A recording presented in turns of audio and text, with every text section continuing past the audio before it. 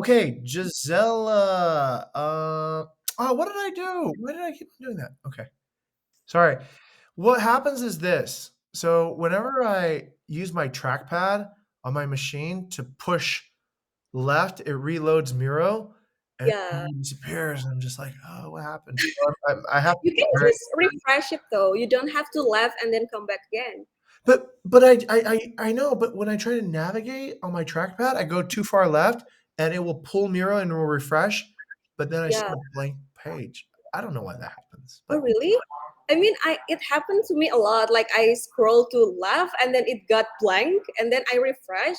It going to go back to the initial board though. but you can refresh if you're not recording. I can't refresh if I'm recording, right? Because then I disturb the recording. Oh, I see, I see, I see. Okay, Yeah. okay. So that's that. Okay, that's a bug on Miro. I'm gonna Miro. If you're listening to this, fix that bug. All right. Anyhow, let's go ahead and take a look at some of our work here. So I see most of this is actually a little bit dated, everyone. So, Gila, do you have any examples of advocacy that you would like to have examined this week? Actually, I believe that it is put on the distribution story. Okay. Yeah, I think this is the case for last week because last week we were focusing on discussing on SLA, and then we're running out of time. Okay. We didn't have time to discuss about the case, and Okay. then for the employee squad itself, I believe that it is the one that is on the distributions. We've done basically the same operational things each week, and then this is Ah. the what is it the post that we did for this week. Ah. Okay. I see. I see. These are really good, by the way. All right. This is really good. Really good, really good. Okay, let's go ahead and examine these distributions then. Okay, so everybody, this is your moment to examine and give feedback to each of these stories. So point out the good, point out the bad, and yeah, just give your comments there. And we'll take a moment for everybody to write down their thoughts.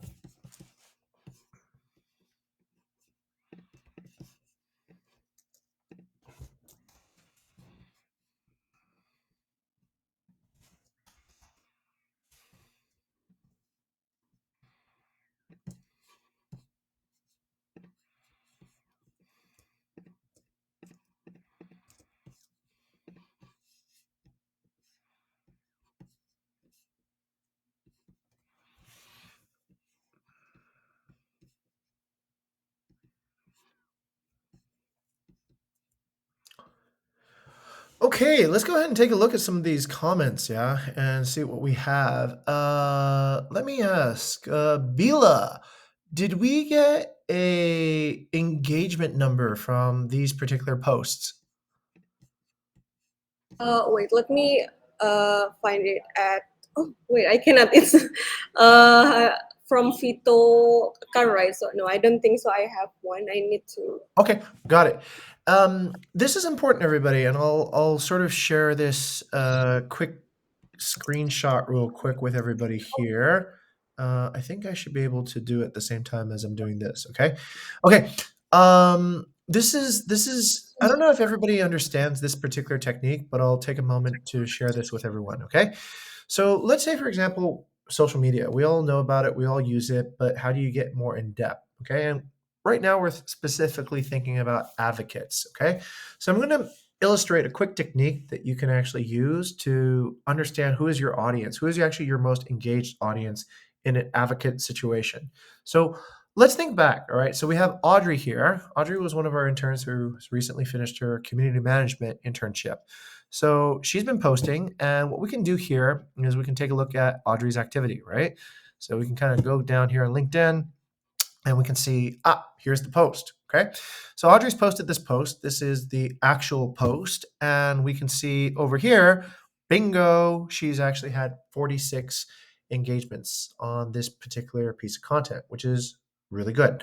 Now, Audrey's also made some decisions here. Some of them are good and some are maybe a little bit. So here's the thing. This might be better if it was broken into maybe two stories on Audrey's part because it is a bit lengthy to actually get through. This is one scroll and 16 pages here. Okay, so this is 1, 2, 3, 4, 5, 6, 7, 8, 9, 10, 11, 12, all the way to 16. Now, when you post in a particular channel, you need to understand what is the limitation of that channel. LinkedIn tends to actually have a longer engagement time per user than Instagram. Okay, Instagram, you maybe have 5 seconds, maybe 2 seconds for most posts. LinkedIn, maybe you have a minute. But if you do have a minute, you have to ask yourself, does this story actually fit within a minute's reading time? And the answer might be maybe not, right? So if you have a story that's a little bit longer, break it into two sections. I think that could be a potential improvement, right? And you could build it in a way that makes people want to read the second part, right? Like a TV series. Hey, blah blah blah blah, part one, blah blah blah blah blah. For more details, I'm going to post next week about the uh, two other secrets that I found out about work life at Bukit Vista, right? So that re-engages your audience to try to read again. Okay, so that's one technique to actually maximize the engagement in the way it's distributed, right? Perhaps ask this person to break it apart into two stories if they're going to write such a long piece. Now, the other thing that is really cool is this. So you see all this stuff? This stuff is good. Good, like. I'll like that, I'll like that, I'll like that, and I'll like that. Okay, most of these people are already here at Bukit Vista, so okay, we already know who they are. They're advocates, okay? But this one's interesting. Now here is a person that is an advocate of Audrey, right? So then let's say, for example, Bila, right? Who is looking to get our interns to post these so that they start generating new waves of awareness for perhaps community management. Well, if you're targeting a particular person. Now, Bill here, Bill Lodrix, he's a good target for single whale hunting or whatever. Okay. Because he is already interested, commented on Audrey's article. So I would try to connect with him, right? I would just connect with Bill, right? And maybe even send him a note, right? In this particular case, let's say, whoops, what did I do? I would send Bill a note here. Okay. Oops, did I withdraw? I don't know how to use LinkedIn. Darn it. Okay, I was going to send him a note, but now I messed up. Okay, but I would send Bill a note, and it looks like he is a full stack engineer. And wow, he's also did Gojek before, also UGM as well, Bachelor of Applied Science. And I would reach out and say, hey, look, seems like you were interested, you engaged with Audrey a few weeks ago. Would you be open to an opportunity for an internship here, right? maybe I can send him a message. Oh, okay, I can still send him a message. So I'll go, hi, Bill. Jing, CEO of Bukit Vista. Okay, so hello. I was looking at Audrey's recent post on LinkedIn, and I read your comment. Seems like you're an advocate of Audrey, and we would like to get you to know you more. Would you be interested in any career opportunities at Bukit Vista? Okay, all right, like that. Regards, Jing. Now, maybe Bill chooses to ignore me, whatever, but it's fine. It's not really fine. I actually have already known. I know that this person, by their engagement on social media, is not a stranger, right? They're probably somebody who's already warmed up already. So that Bila is a technique that you can use to focus in on a particular audience. Now that's just on the people who comment, right? If you want to focus more, you can even go to some of these people who engaged through likes, shares, and everything. And this is a list of people who are also part of your potential advocates. Okay. So when you think of advocacy, this is kind of like the way I would think of it. You identify the advocate, right? Get the story, distribute the story, maintain the advocate. But when the story has been distributed, you can find new advocates. Do this process again, right? Identify the next advocate and keep on going and keep on going because all of these people are engaging with your advocate. So all these people care about the story. So why don't you go talk to them and say, hey, would you like yourself to have this story to share at the end of your internship? Okay. So Bila, does that technique make sense? Is that kind of helpful for you to spider out and find more advocacy cycles? Yeah, actually, I would say that I agree with the comments one, but I'm Mhm. not sure if like liking would be equal to commenting because Oh yeah, like it's way more easier for you to certainly, like. certainly So is, yeah, maybe certainly it is. can. But Yeah, I mean for identifying the advocate, I would say that liking wouldn't be the best way, but if commenting, I would say that I agree sure, that those are a sign of people with good advocate. okay. Yeah. What if somebody loved it? What if somebody put a heart on it, like this person? Oh, yeah.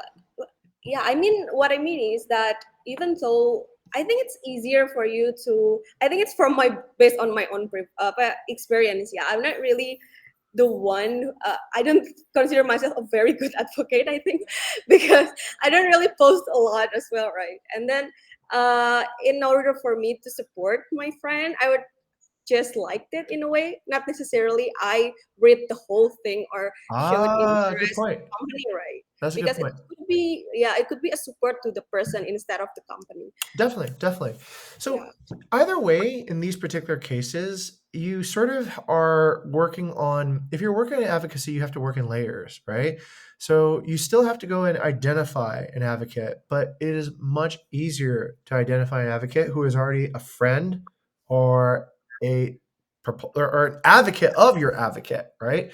So it's just a sequence of where do I get started, right? What pool of people do I actually look for advocacy? So the advocacy cycle is like this. You should always be in some sort of cycle over and over and over again. You should, like at the end of a story, develop your next advocate, get your next advocate to tell their story. So that's how news cycles actually begin, everyone. How does a news cycle begin? A piece of news happens. Then they go over to this person. They say, how do you feel about the news? Right? Maybe somebody important. They go to the president of Russia. Or no, let's say the Russia Ukraine conflict, right? They go to the president of England and say, what do you feel about this conflict happening in Russia, Ukraine?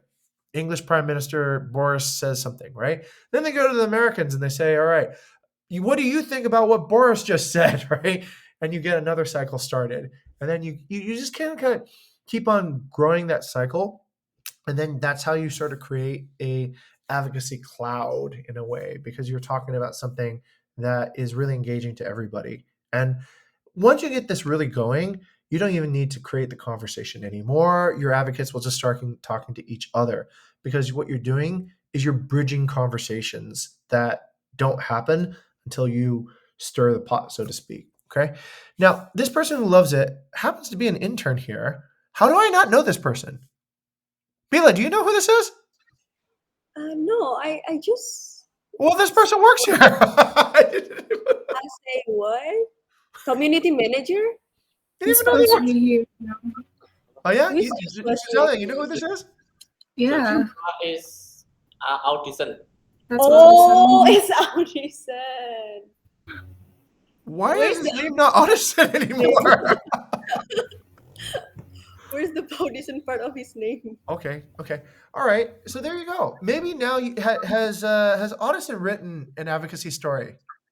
I think yeah, I think he has done Okay, that. okay, all right. So that's how I would explore the advocacy cycle. Okay. Now, yes, um, you are right. A like is much more easy than a comment, but in any case, it does give you just a range of people who actually you can go out and think about, right, to create the advocacy story. Okay, good. So that's the technique I wanted to share with you. And oh, hey, right there, right? Wait, let's see if we have any people who are doing sales. Sales, undergraduate, media master, corporate affairs. Well, maybe this guy, right?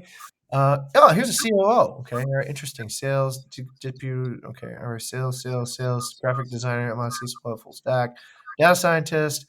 Okay, yogi, back end, virtual Discord. Okay, wow, not easy to find salespeople.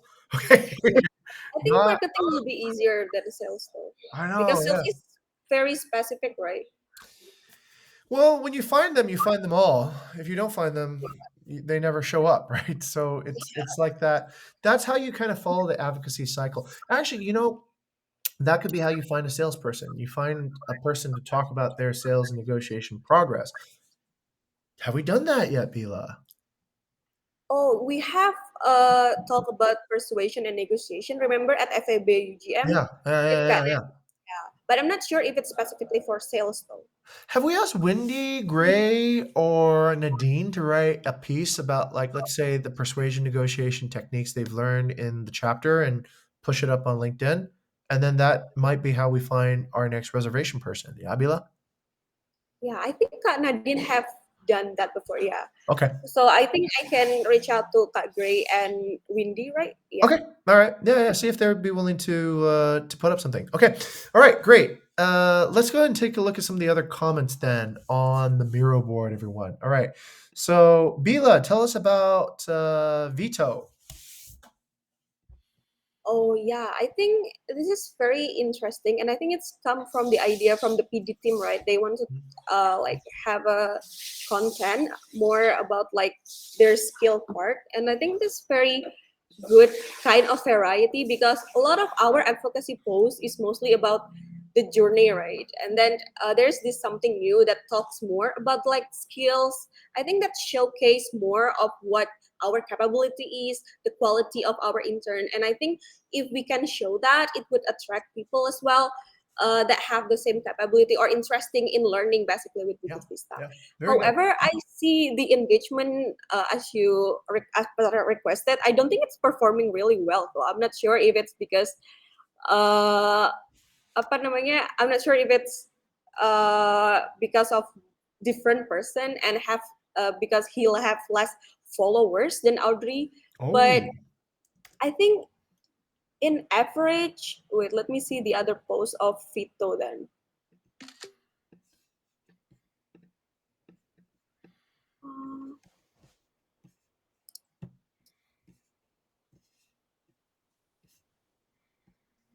Oh, I think he can get more engagement than the recent one. oh So yeah.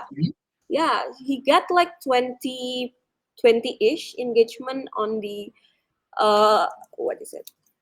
About the skill that I get from internship, but he Right. get less for this one. So I think that's interesting. I'm not sure which one causing the post not performing really well. Yeah. Okay, let's go ahead and take a look at some stats then here. So this is what I see. Let's go ahead and take a look at Audrey's network.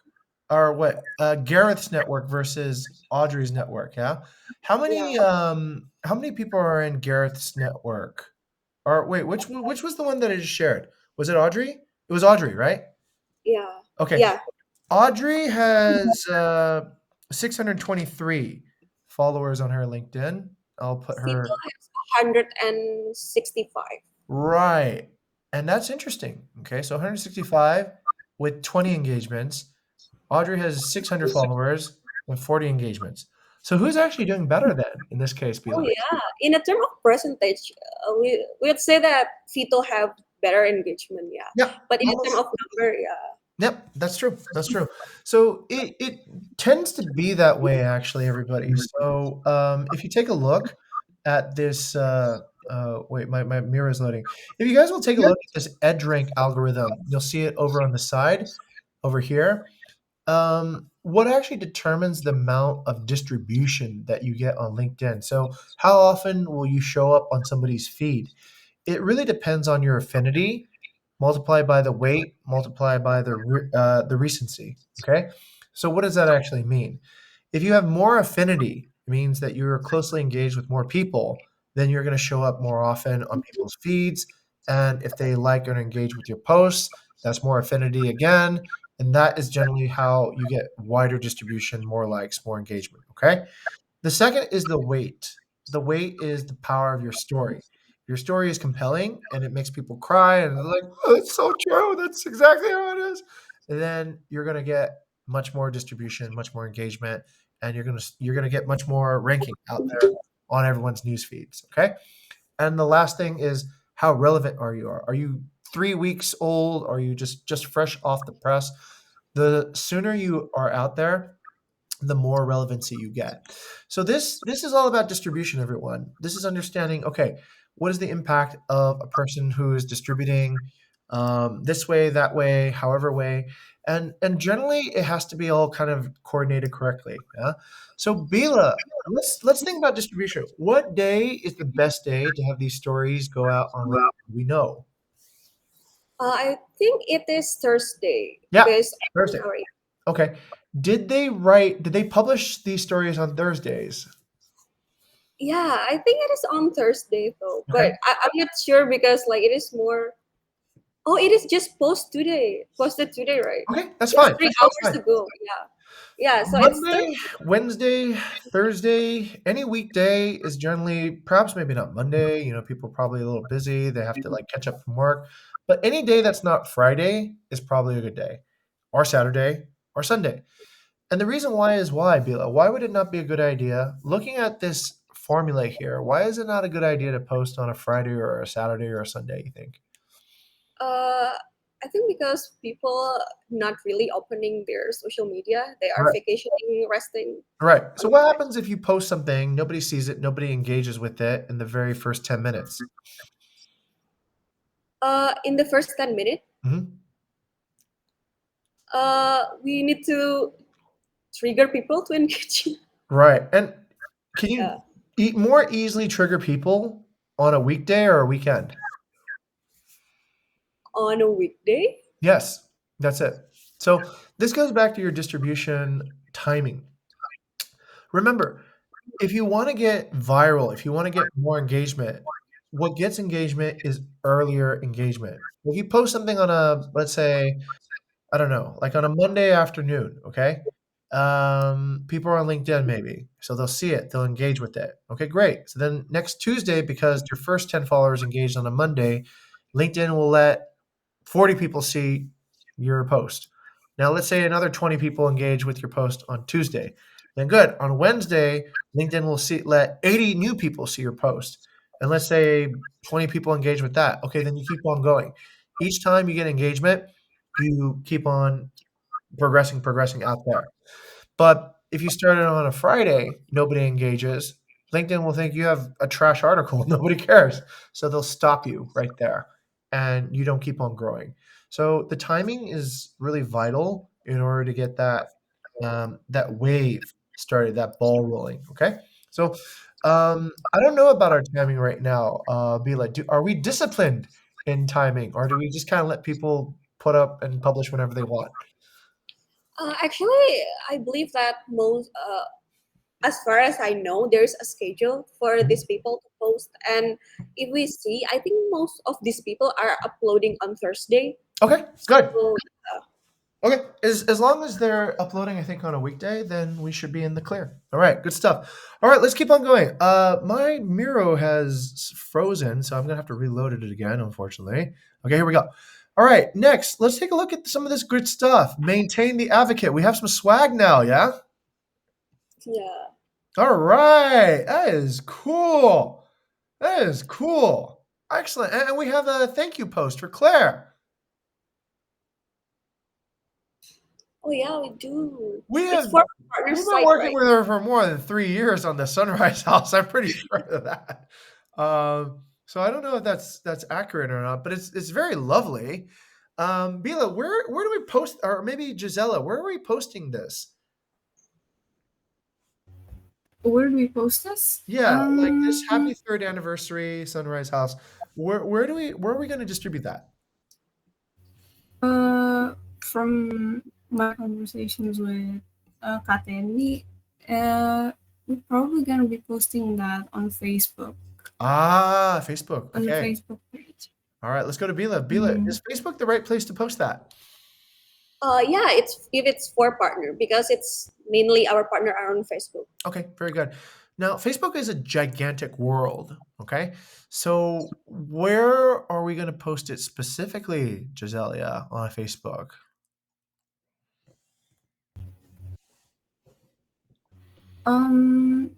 We should put it on the page. We Okay. do have a page for Bukit Vista though. Okay. And on the group All right. from Facing group. Okay. Kateni's suggestion though. Okay, good. Where else should we post it?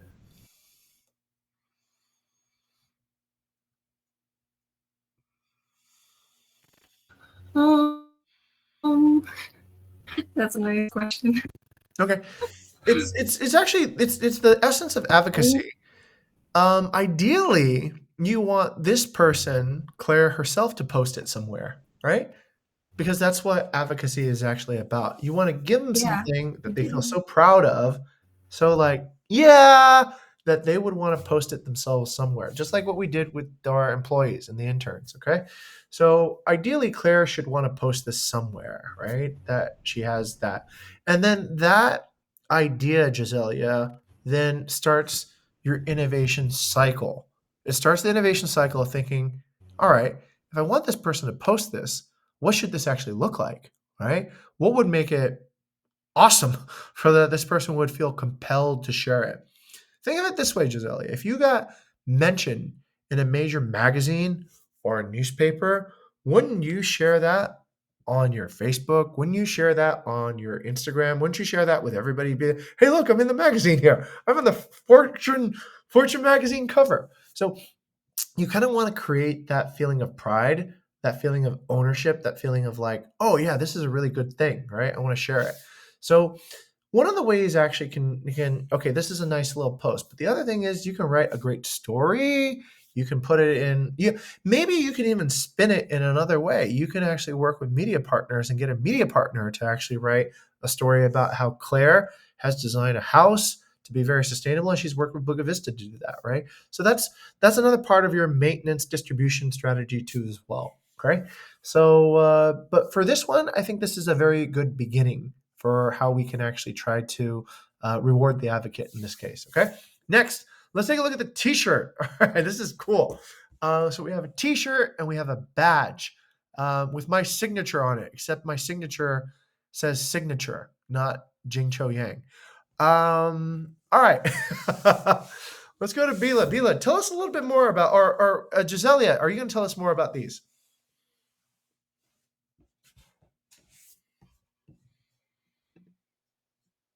Yeah, actually, the T-shirts for anniversary partners who's already been 1 year in Bukit Vista.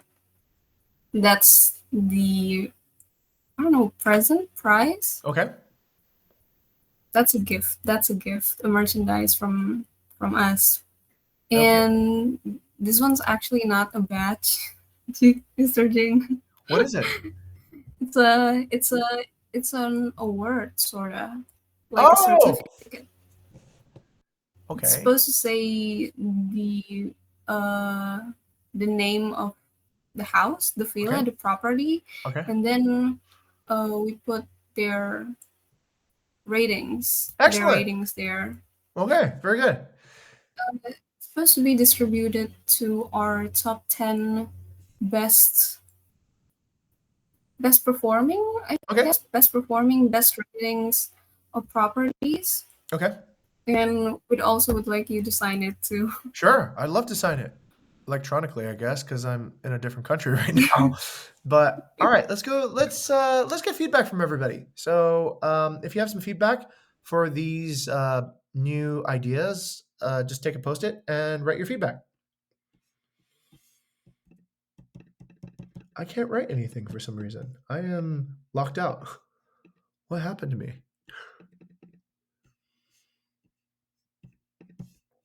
Looks like I'm gonna have to reload. Give me